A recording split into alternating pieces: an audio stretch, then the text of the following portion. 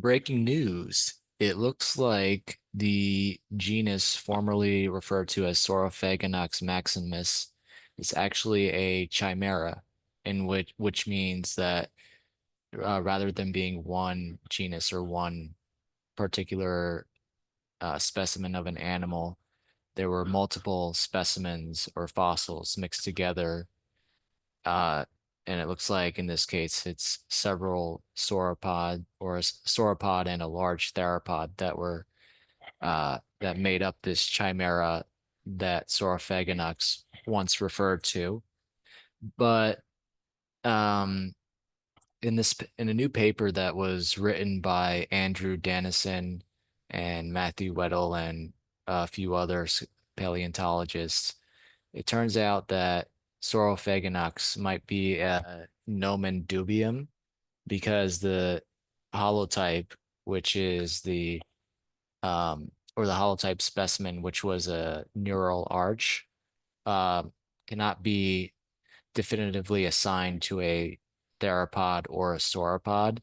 It might be a sauropod, and but because of this, and because um, it can't be definitively assigned to one or the other, it is Saurophaganax is now considered a nomen dubium.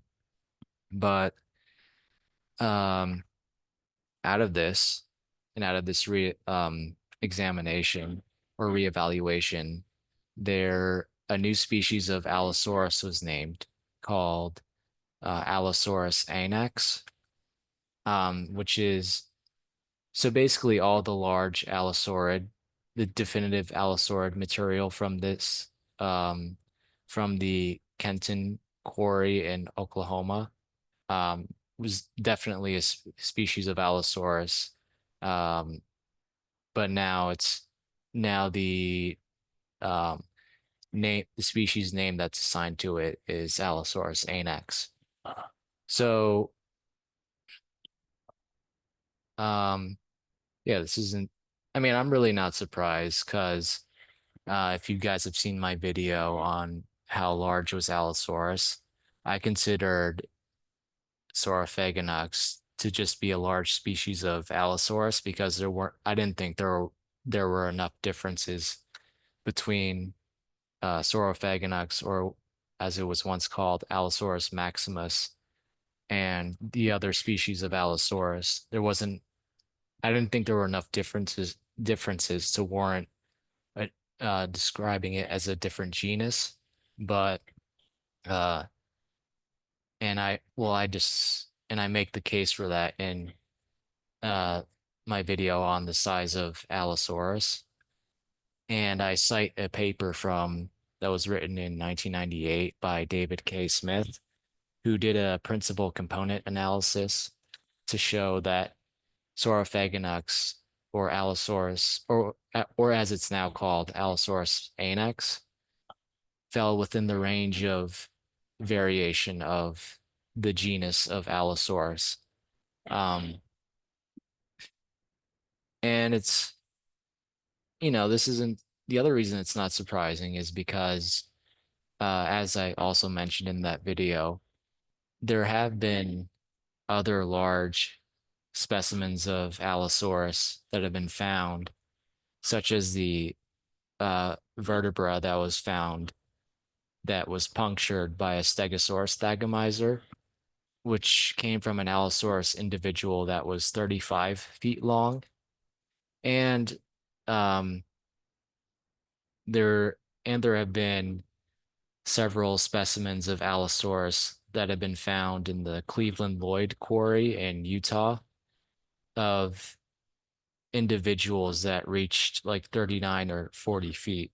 So, um, Al and from now on, I'm going to be calling it Allosaurus anax, but Allosaurus anax being a large species of Allosaurus, not surprising to me and makes complete sense. So I first found out about this breaking news from because Thomas Holtz posted it, um, posted the article or paper on X.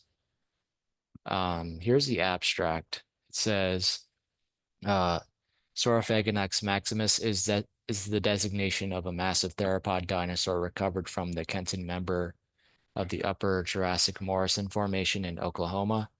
The theropod was originally given the name Saurophagus maximus, but was later revised to Saurophaganax maximus as the former did not conform to ICZN standards. Several automorphies were described for Saurophaganax maximus, including the postorbital lacking a postorbital boss, the atlas vertebra lacking facets for a proatlas, cervical vertebrae with nearly vertical post-zygaposes, unique accessory laminae on the holotype neural arch, pre-pneumatized post-pectoral dorsal centra. It goes on to list the other uh, uh, anatomical traits that are supposedly unique to what was once described as Saurophaganax. Um, However, our reevaluation of these specimens show that some of this material, including the holotype, is more parsimoniously referred to diplodocid sauropods found in the same quarry rather than an allosaurid.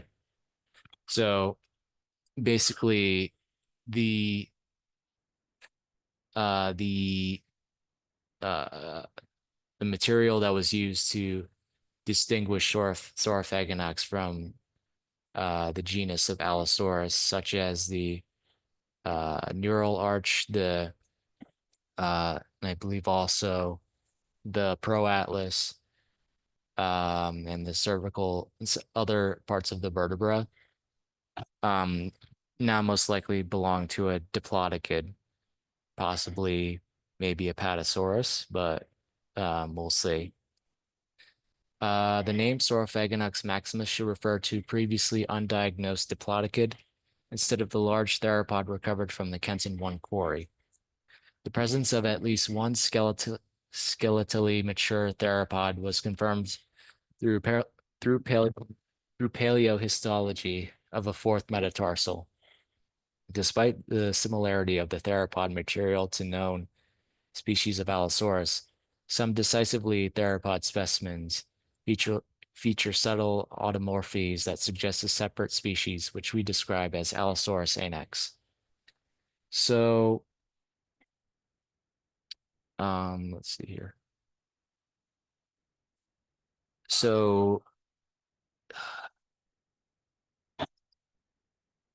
so yeah, basically, I mean, that's basically what uh that was my position. I would never held the I never um agreed with I guess the consensus prior to this paper being published, or I never held the opinion that Saurophaganax was a distinct genus because uh there weren't enough diff there weren't enough differences as this abstract is saying.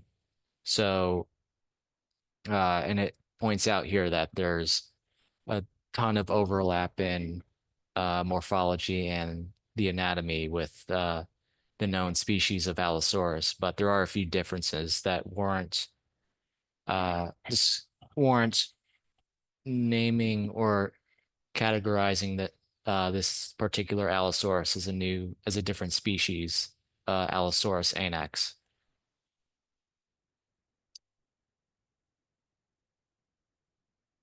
Just give me one sec. And there's also a blog post by one of the authors, um, where he basically says the short version is that OMNH 1123, the holotype specimen of the giant allosaurid Saurophaganax, does not definitively belong to a theropod and may actually belong to a sauropod. And the same goes to some of the referred material, namely the atlas and chevrons. Um, so basically the diagnostic material or the vertebra that were used to uh, as evidence that Saurophaganax was a distinct genus. It seems like there's a good chance that it belongs to a sauropod. So, and because of this, Saurophaganax should refer to uh, either a diplodocid or if the neural arch, if paleontologists are unable to determine uh, whether it belongs to a theropod or a sauropod, it should be a nomen dubium. But uh, and because of that, the rest of the material that belongs to a large allosaurid should be described as a new species of Allosaurus. So he's just in this blog post, he's basically just summarizing what the paper says. That leaves a big old pile of fossils from the Oklahoma Panhandle that really do belong to a giant allosaurid, which we think is sufficiently distinct from Allosaurus fragilis and Jimitseni that to warrant naming a new species, Allosaurus anax. Uh, if you want the evidence and technical details and scientific reasoning, it's in the paper, and some of it may make it into future blog posts. Uh, and then he goes over uh what his belief or his uh what he thought the material specifically OMNH 1123 what um sort of his like evolution of thought or his evolution of his hypothesis are about whether or not it belonged to a sauropod or theropod. Um, he thought it was a theropod. Then he came to the conclusion it belonged to a sauropod. So yeah, this is just his summary of what the paper said. And I actually downloaded the paper. You can get it online for free. You just got to go to the, you just have to go to the uh, Vertebrate Anatomy, Morphology, Paleontology website. And I actually shared the article on my X profile, so you can click the link there. But uh, you go here and then you can actually click the PDF right here. But let's read a little bit of, I actually want to jump ahead to specific um specific uh the specific uh parts of the anatomy or uh specimens that were they uh like the post-orbital. Let's see what it says here. As in Allosaurus and many other theropods, the right post-orbital OMNH 1771. This is one of the Allosaurus annex specimens. Exhibits a distinct T shape formed by an anterior bar, a posterior bar, and ventral bar. The posterior bar of this specimen has broken squamosal process, but it likely would have tapered to a point as seen in both species of Allosaurus. Uh, the lateral surface of the posterior bar is largely smooth except for a few well-defined tool marks. And in this paper, uh, they they refute the hypothesis that any variation or any differences between Allosaurus anax, I think specifically within the post-orbital, and any differences between Allosaurus anax and Fragilis and Jimitseni uh, were caused by like tool marks or um, some sort of um, or any damage caused by like excavation. But uh, OMNH 1771 has previously been distinguished from the postorbitals of Allosaurus fragilis and Gymnotini by having a smooth lateral surface without cranial ornamentation. Additionally, the postorbitals of OMNH 1771 and Gymnotini both lack the postorbital boss present in Allosaurus fragilis. That's another thing I wanted to bring up and that I did talk about in the video I made about the size of Allosaurus is that, yeah, there's going to be variation in the areas of the skull, such as the postorbital, between species of Allosaurus, like Allosaurus anax and fragilis. But there's also variation in the skull between Allosaurus fragilis and Gymnotini, as is pointed out here. Allosaurus gymnotini lacks the postorbital boss that's present in Allosaurus fragilis. So just because there's variation in areas of the skull or postorbital between Allosaurus anax and fragilis, you know, it's Allosaurus. There's still enough overlap and similarities to warrant placing Allosaurus anax within the genus of Allosaurus. Um, I want to jump ahead to maybe the analysis of the vertebra. Um, Two partial quadrats, a left and a right, from the Kenton 1 quarry are referred to Saurophaganax maximus. Only the interior part of the quadrate is perceived in both specimens, although both specimens are broken at the level of the quadrate foramen. The anterior curvature of the shaft, as described in Allosaurus, is recognizable. Uh,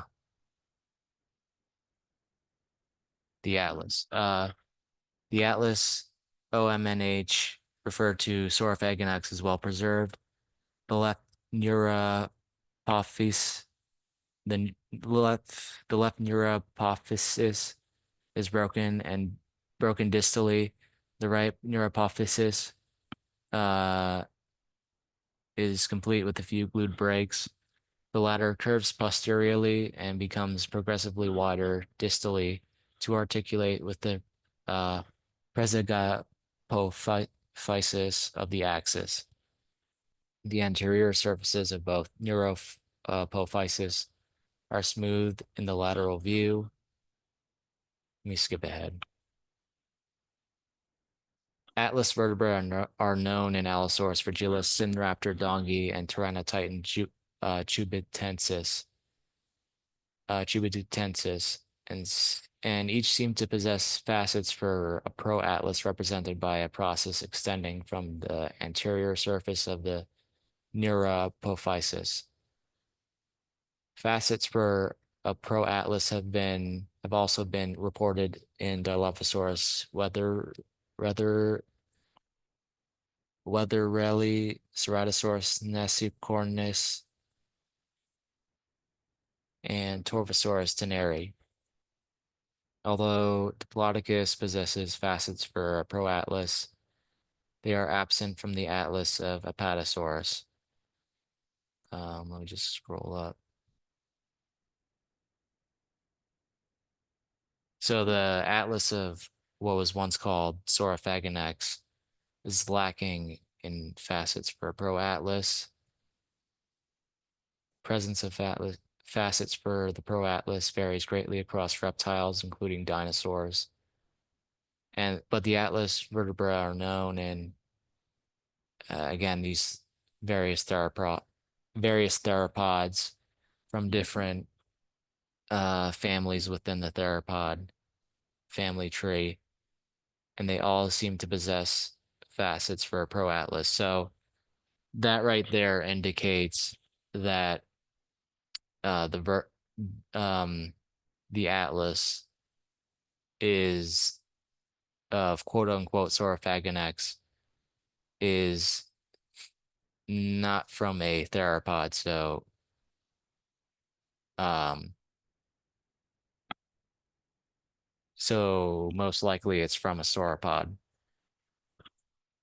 I'm gonna skip ahead.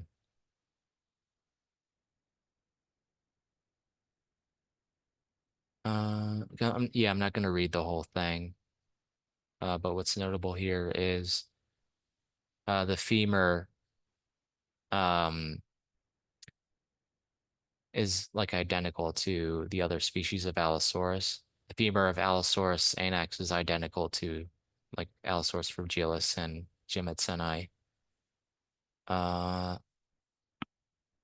and let's jump to the discussion.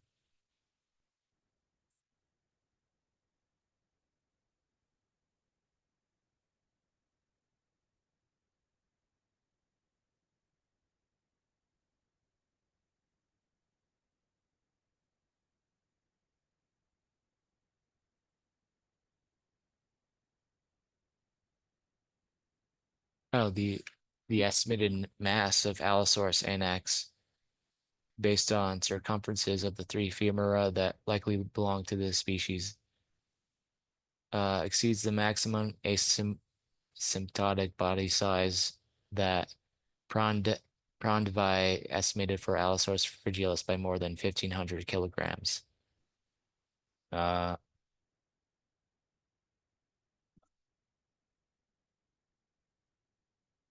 all right, so yeah, I'll end the video here. I just wanted to do a